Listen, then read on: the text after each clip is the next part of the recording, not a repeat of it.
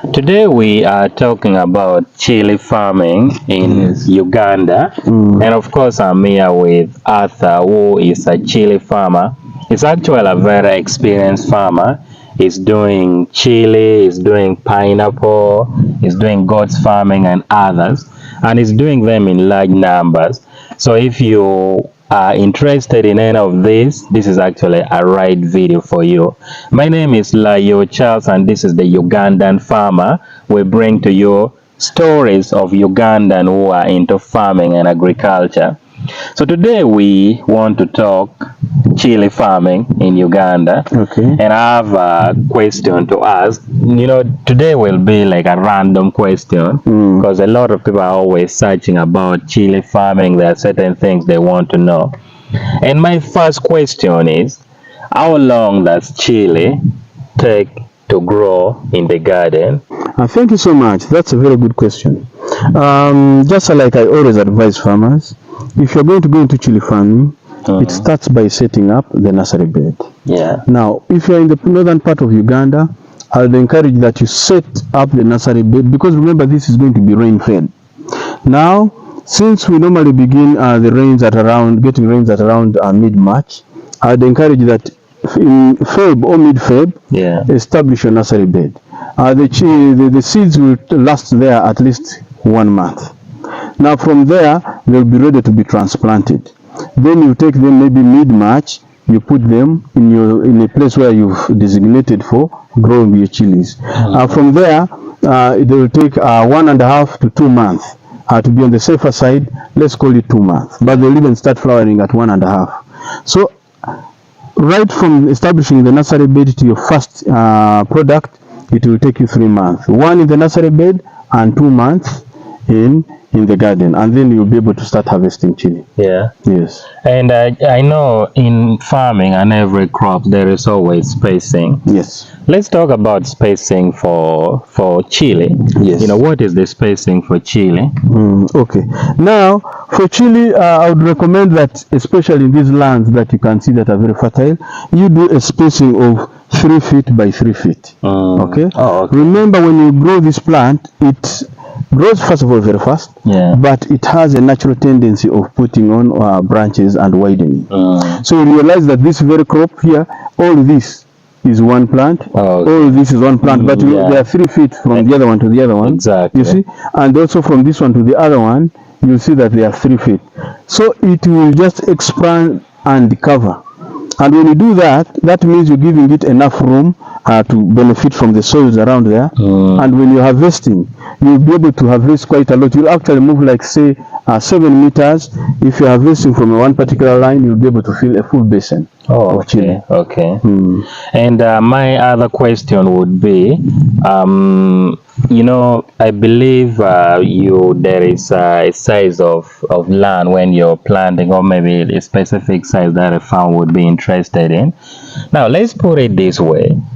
If I want to plant chili, or if I'm to plant chili of 1 acre, take for example, how many kilograms do you think I'm going to get from 1 acre of chili? When you're in terms of harvesting? Yeah, in terms of harvesting. Well, let me put it this way as well. Yeah.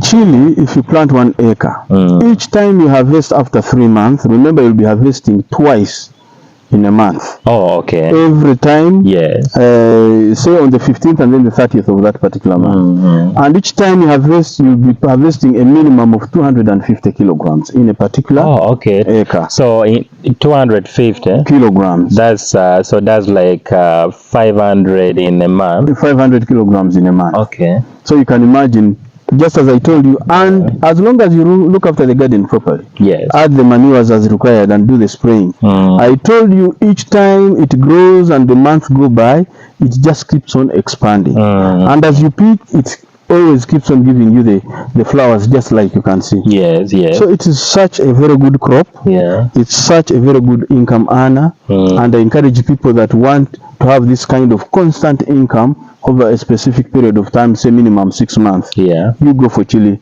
farming, but do it the right way. Yes. Yes, please. Whenever people think of doing farming, there are different reasons why people do farming. And one of them could be some people want to do just small scale for family consumption, and some people want to do it in a large scale, maybe for business or to change the situation.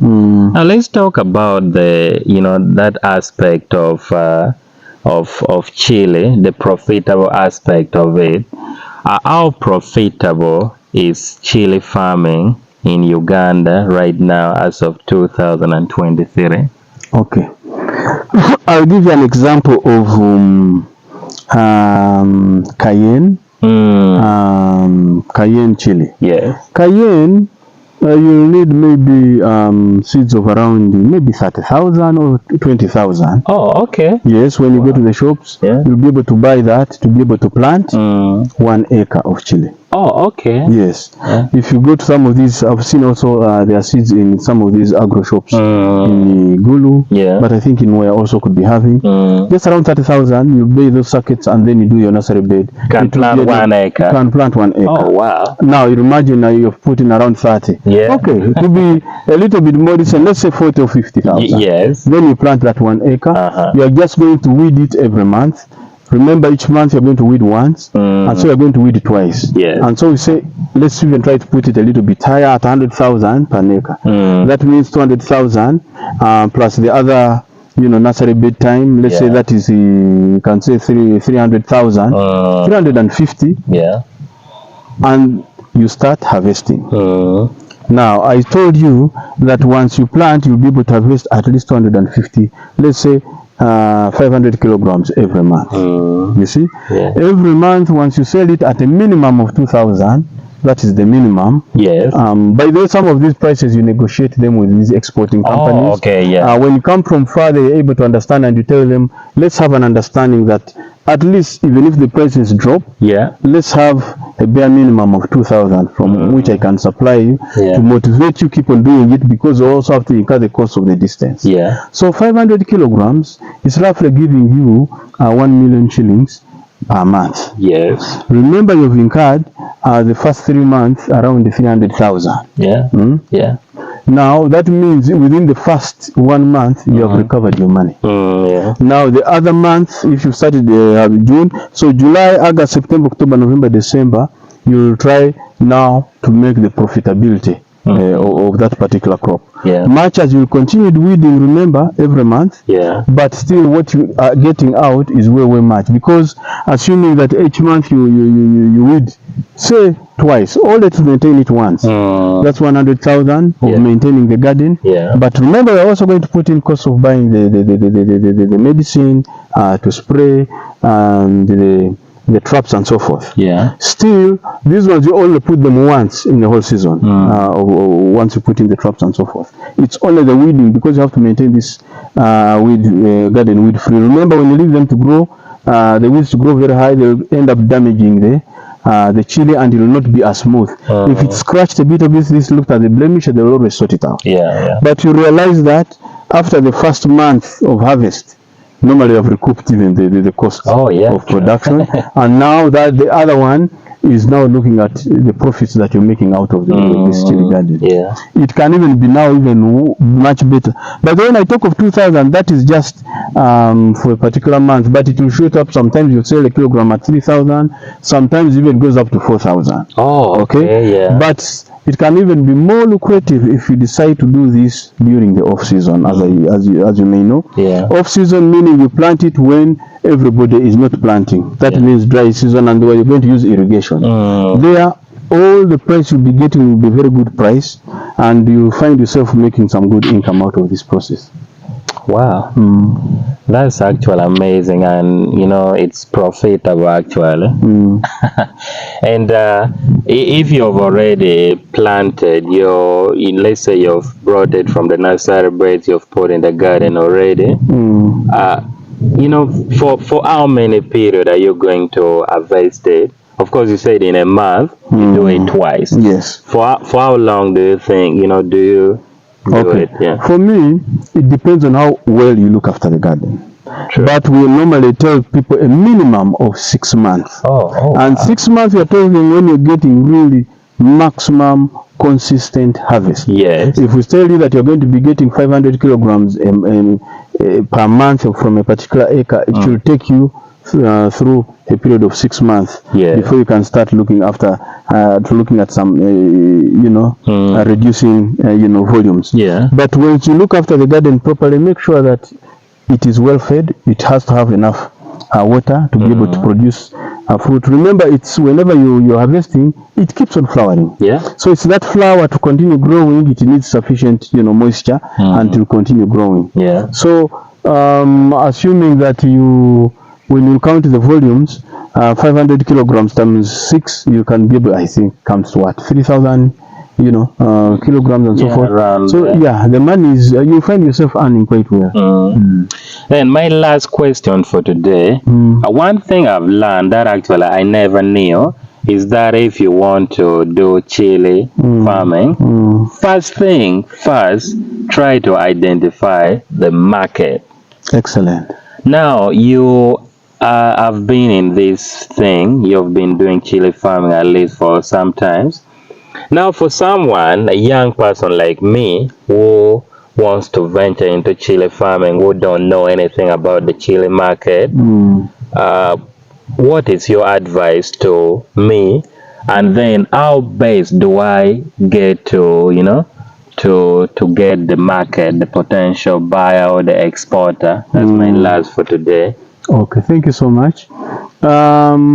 For a starter who's out there and doesn't know where to start from, and you would like to get some information about the market, you just need to identify the number or the contact person whom we call the lead farmer in your sub-region. And our lead farmer is a gentleman called Patrick. He's based in Lira, and he has the contacts of all the exporting companies. You'll be able to find it. Or sometimes you'll be able to, when you look for this information, there's a whole list of, if you, for instance, you have access to the Export Marketing Board and so forth, they have all the list of exporters of fresh products and so forth. They can be able to give you that information.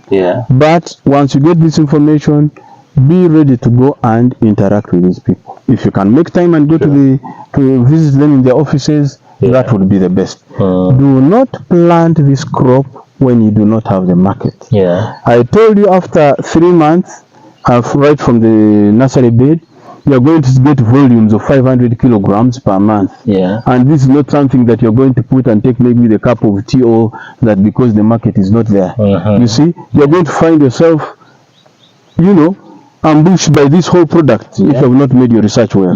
So look for the market before you put the seed in the ground, and then you will not have any regrets. Yes. Oh, that's amazing, and thank you so much for those information.